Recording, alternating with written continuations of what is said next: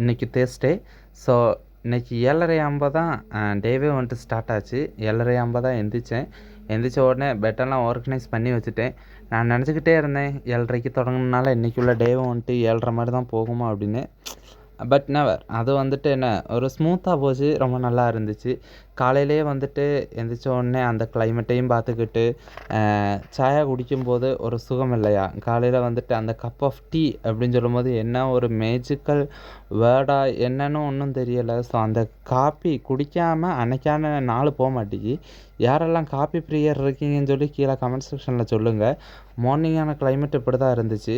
இன்றைக்கி வியாழக்கிழமைனால நான் கிளாஸுக்கு போகணும். நான் உங்கள்கிட்ட ஆல்ரெடி சொல்லியிருந்தேன் பிஎஸ்சி கிளாஸுக்கு போகணுன்னு சொல்லி. ஸோ காலையில் நான் தான் குக்கிங்கு, ஓகேவா? ஸோ அதனால் என்னடா இவன் பெரிய எக்ஸ்பர்ட்டா அப்படின்லாம் நினைக்காதீங்க. எனக்கு வந்துட்டு அவ்வளோலாம் குக்கிங்கெல்லாம் தெரியாது. ஏதோ ஓரளவு பண்ணுவேன்.